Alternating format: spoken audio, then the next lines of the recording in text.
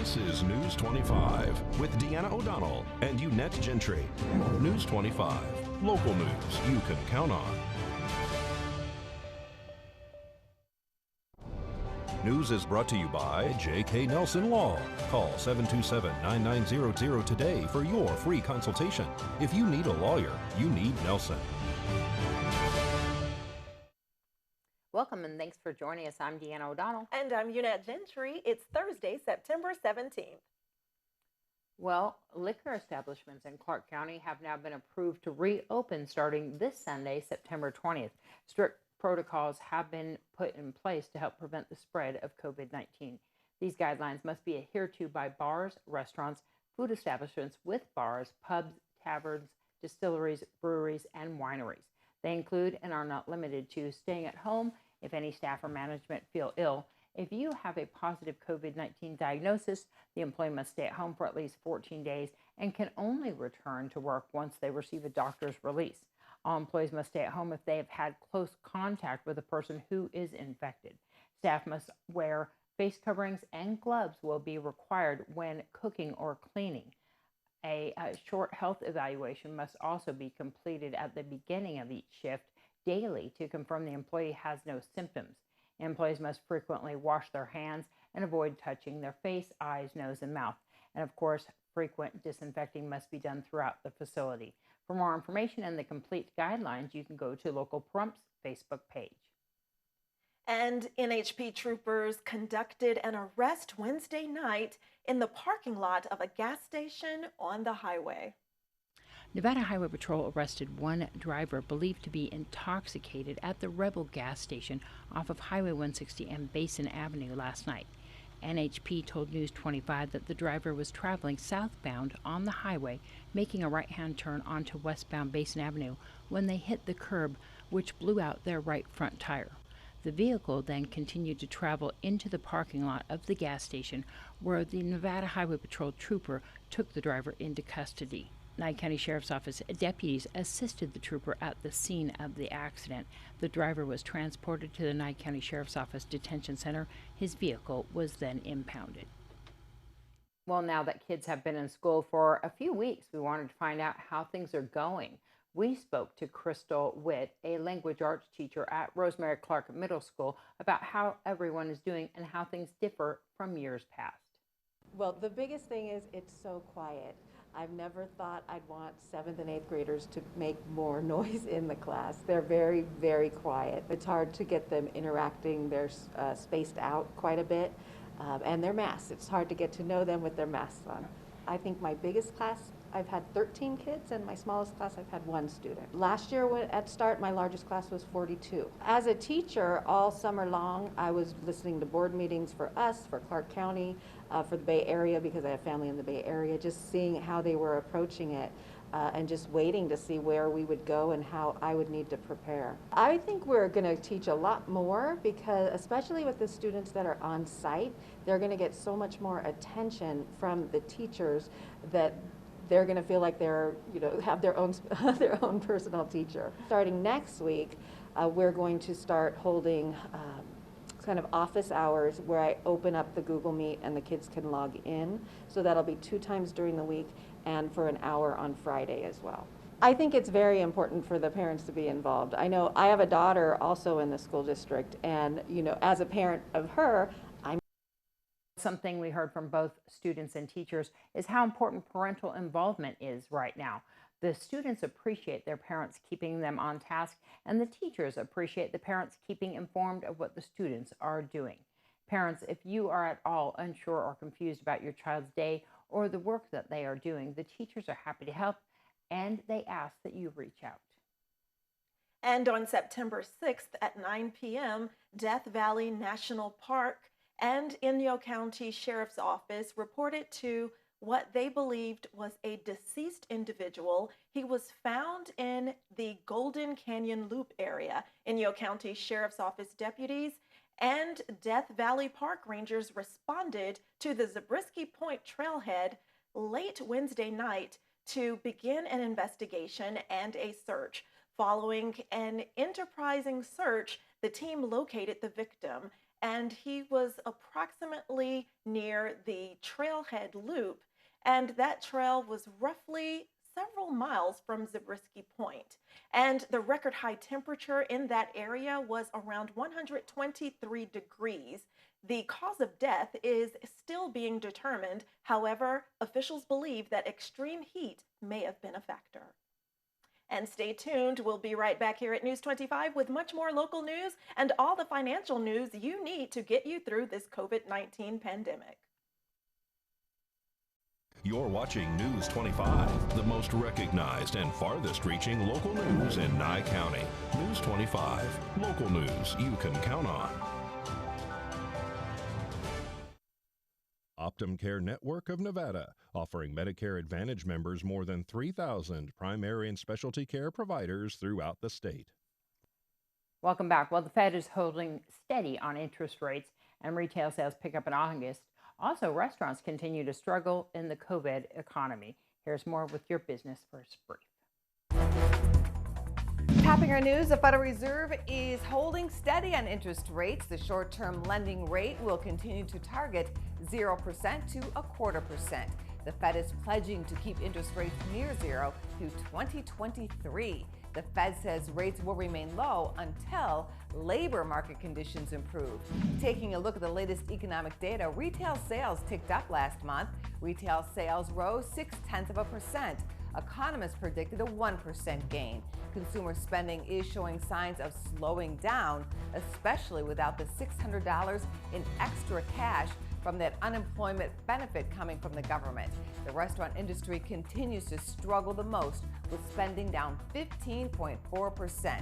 But the National Association of Home Builders reports their confidence index reached a record reading of 83 this month. To find out where you can see us every day, go to businessfirstam.com. Thanks, Angela. And children who have received free or reduced priced meals through the National School Lunch Program will receive a refund. And that refund is coming from a federal program that's offering those refunds due to the coronavirus pandemic and children not eating lunches regularly during this past spring session. And those funds are coming from a federal program, and that program is ongoing. If you would like to receive any funds or if you receive notification in the mail, please stay tuned and contact the information that's being provided. All right, and that is actually on your EBT cards that have been in the mail. I know a lot of you have been contacting us asking about those PEBT cards, and those are in your mailbox now. So if you qualify, you will have those in your mailbox, and they're about $6 per day per child during the time that the schools was shut down. Well, Tonopah schools are temporarily closed. Nye County School District officials say that many students and staff have been calling in for illness-related symptoms. And out of an abundance of caution, Tonopah schools kindergarten through 12th grade will go to distance learning beginning today, September 17th, through next Thursday, September 24th. They add that they have had no positive test results inside the schools during this time. And of course, we wanted to let you know about another event that's coming up, and that is it's time for the 12th annual diaper run here in Pahrump. Proceeds from the event benefit First Choice Pregnancy Center. And last year, the event raised not only cash donations for First Choice, but also brought in more than 20,000 diapers. First Choice Pregnancy Center Executive Director Nancy Irwin says that the event is a lot of fun for everyone. Oh my gosh, we're in our 12th year. We're so excited. It's motorcycles from all over. My understanding, they call them chapters. A group of motorcyclists throughout the state and even from California and other states. What we do is we get together and we plan a route, various stops along the way, and they pick up a card and they make like a poker hand, if you will, and they get some type of a prize at the end. But basically what it is there's a registration fee and passenger fee, plus a package of diapers, a package of wipes. And that's how we get our stock of diapers every year. I can tell you last year we received over 20,000 diapers and 25,000 wipes. And that's, I'm talking individuals, not packages. So you can imagine how much we have. There will be food for those that ride. You don't have to be a biker. We've decided that you want to drive the route, you're more than welcome to. We invite all. And if not, to come down, we will have raffles, donations from businesses to raffle off, and food. It's September 19th, Saturday. It starts at 8:30 and it will end here so that you'll be able to take a tour if you haven't been here yet. And we will have everything. This is our en route, they call it. If you're not riding and you still want to donate, we take all donations. We are at 1501 East Calvada Boulevard. But if you go to the website, diaperrun.us, it will give you all the details and where we begin and where we register. And for more information or to sign up, go to First Choice Pregnancy Center's Facebook page or diaperrun.us. We'll be right back. You're watching News 25, brought to you by Mountain West Lawyer, Injury Attorneys, 727-9500. News 25, local news you can count on. Well, young athletes are excited to hit the field this fall after many sports were canceled because of the pandemic. But as parents head back to the stands, it's important to remember winning isn't everything. Dr. Joe Osterman of Cleveland Clinic Children's says sometimes parents can get overly competitive and critical at youth sporting events. It can have detrimental effects. They internalize a lot of this. Even if it's meant to be constructive, kids can internalize it and see this as a criticism that they're failing. And you'll see very quickly that the kids become disengaged, and it creates a snowball where they become frustrated and irritable. They don't learn these important skills of social behaviors in a correct way. Dr. Osterman says a high percentage of kids around the preteen and early teen years drop out of sports, often because of frustration. When kids drop out of sports, they tend to engage in more social media and isolating behaviors. He says parents should use sports as an opportunity to focus on big picture goals like managing disappointment. He admits it's easy to become emotionally invested in your child's sport. However, he encourages parents to check in with their emotions and not allow themselves to get caught up in the moment for the sake of their child's mental well-being. Be proactive. Think about, hey, listen, this is going to be a charged environment for me. I think I need to calm myself down and think about this first. And just thinking about it and putting some energy, knowing that you're going to be in this charged environment, can actually help de-escalate before things become a problem. Dr. Osterman recommends parents focus on the real benefits of youth sports: exercise, learning how to navigate social relationships, controlling emotions, having fun, and being engaged. News 25 Weather Cam is brought to you by Lerner and Rowe Injury Attorney's Office in Pahrump. In a wreck, need a check? Call 702-877-1500. Hi, it's John Kohler from Channel 25 News, standing out in the sun at Pathways. That's at 2000 southbound Charleston Boulevard, and it's a great day to be here filling my brain full of stuff. What I'm filling it today with is knowledge, and knowledge of what? October 3rd and 4th, coming right here to this location. It's the Remote Area Medical Clinic. That's a free clinic. That's folks, you can come get yourself checked out for your medical, your dental. You can get your mental health checked, and all it requires is an appointment. It's free. It's 865-500-8592. That's the number you call. You get checked out. Come on down here October 3rd and 4th. This is where it's at. We're going to be telling you all about the weather coming up. Why don't you stick around? News 25 weather is brought to you by Dairy Council of Nevada. The splash of cream in your coffee, the dollop of sour cream on your burrito, the melted toasty cheese on your pizza. Undeniably delicious, undeniably dairy. Enjoy what's real. Welcome back. And right now we're going to hear from senior meteorologist with AccuWeather, Justin Povic, who's discussing the hurricanes in the Gulf Coast.